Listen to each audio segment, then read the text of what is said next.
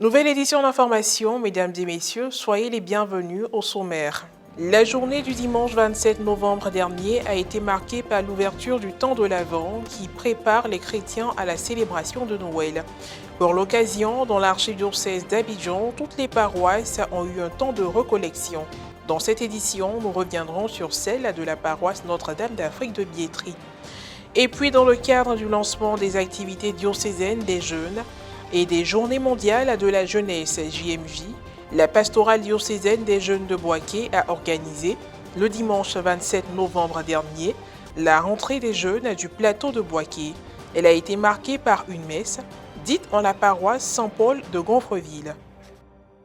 L'Église catholique universelle est entrée dans une nouvelle année liturgique A depuis le dimanche 27 novembre dernier, événement qui a coïncidé avec le premier dimanche du temps de l'Avent. À l'instar des autres paroisses de l'archidiocèse d'Abidjan, une recollection s'est tenue à la paroisse Notre-Dame d'Afrique de Biétry. Elle a été animée par le secrétaire général adjoint de la Conférence des évêques catholiques de Côte d'Ivoire, le révérend père Émile Kélignon. Reportage signé Pierre Richemont, commenté par Maria Bissier. Archidiocèse d'Abidjan, paroisse Notre-Dame d'Afrique de Biétry. Heureuse coïncidence. Le premier dimanche de l'Avent et l'ouverture de la nouvelle année liturgique A ont été célébrés le 27 novembre dernier. Chaque année, au temps de l'Avent, les chrétiens catholiques sont soumis à un exercice de piété. Ainsi, la recollection paroissiale de la communauté chrétienne de Notre-Dame d'Afrique de Biétry a été animée par le révérend père Émile Kélignon, secrétaire général adjoint de la Conférence des évêques catholiques de Côte d'Ivoire. Le père Kélignon a commencé à entretenir les fidèles en leur expliquant ce que c'est que le temps de l'Avent. Ce temps de l'Avent qui ouvre plus largement l'année liturgique est un temps qui dure 4 semaines. Et du 1er jour au 16 décembre inclus, cette première partie va insister à travers les textes que la liturgie nous donne sur le retour de celui qui est déjà venu dans notre histoire. Et du 17 au 23, la dernière semaine de ce temps, l'accent va être mis sur l'imminence de ce retour-là. Il vient pour rendre accessible le royaume de son Père.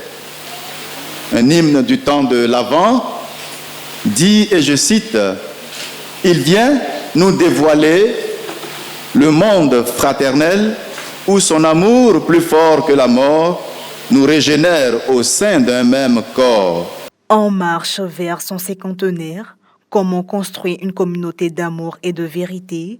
Tel a été le thème qu'il a développé par la suite. Oui, faites-le. Sinon, on a entendu telle quantité de ciment, telle tonne, telle botte de fer, et ceci et cela. Mais vous pouvez être ici, nous pouvons être ici, et des musulmans, des païens ou des amis. Au curé, il en a, Dieu merci, peuvent lui fournir tout ça. Est-ce que c'est l'objectif? Oui, ça peut venir d'ailleurs, et nous pourrons construire un édifice matériel, une maison. Mais non, nous voulons bâtir. Il veut bâtir avec vous une église. Et ce n'est pas que le bâtiment. C'est donc une invitation par les propres acteurs à s'engager dans une vision qui les fait eux-mêmes acteurs de la construction de l'édifice de l'amour. Donc aller au-delà de simplement bâtir un édifice, rénover l'église bâtiment. Et donc nous avons saisi l'occasion pour inviter les paroissiens, au-delà donc, comme nous avons dit, de l'édifice matériel, à avoir conscience de bâtir une communauté chrétienne, une communauté de frères et de sœurs. La recollection du temps de l'Avent à la paroisse Notre-Dame d'Afrique de Biétry s'est achevée par un temps d'adoration conduit par le curé de la paroisse, Père Charles Kofi. Adoration à Jésus-Christ, il mérite l'adoration. le message de l'Avent ne change pas et nous invite avec empressement à nous disposer à accueillir le Seigneur qui vient. Il y a donc là un ménage à faire, il y a donc là un renouvellement intérieur avec la conscience que nous devons changer de vie pour correspondre aux exigences de l'Évangile. Exigences qui sont toujours basées sur l'amour. Donc voilà, nous mettre devant le miroir de la parole de Dieu et puis nous dire, voilà, il y a tel aspect à changer dans notre vie, le Seigneur vient, c'est le 3 fois saint et donc voilà, il faut qu'il nous trouve dans un état de spiritualité bien meilleur au niveau qualité que là où nous nous sommes laissés par exemple l'année dernière. Donc c'est un temps qui nous est donné pour rentrer dans l'année liturgique et cette année liturgique est l'occasion de vivre sous le regard de l'Évangile en conformité avec ses exigences. Le dimanche 27 novembre dernier a eu lieu la messe des jeunes du plateau de Boaké en la paroisse Saint-Paul de Gonfreville. C'était à l'initiative de la pastorale diocésaine des jeunes et s'inscrivait dans le cadre du lancement des activités diocésaines des jeunes de Boaké et des journées mondiales de la jeunesse JMJ. Reportage Firmin Suini, correspondant local, commenté par Morel Potti. Archidiocèse de Boaké.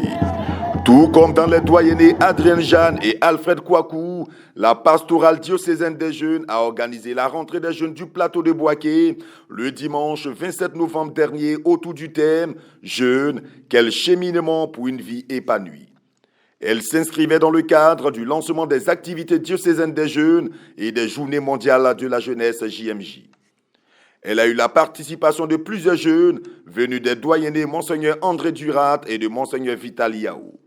Pour la circonstance, la messe a été présidée par le père Jean-Hugues Kofi, aumônier diocésain des jeunes et concélébré par plusieurs autres prêtres, parmi lesquels le père Fulbert Atiwa, curé de la paroisse Saint-Paul de Gonfreville de Boaké, lieu qui a abrité l'événement.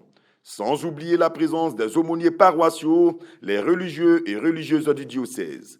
Pendant l'homélie qu'il a prononcée en ce premier dimanche du temps de l'Avent, le père Ghislain Ouedjissi, aumônier des jeunes de la paroisse Saint-François-Xavier de Yao Kofikro, a invité la jeunesse à prendre le Christ pour repère.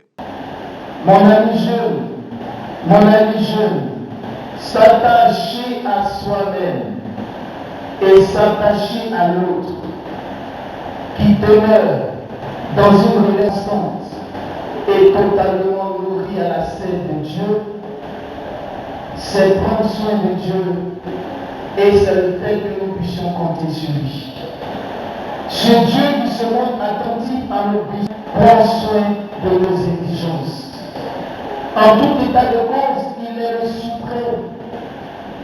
Saint-Ignace dit Dominus Git. Ça veut dire le Seigneur sait tout, il connaît tout et il est capable de nous accompagner.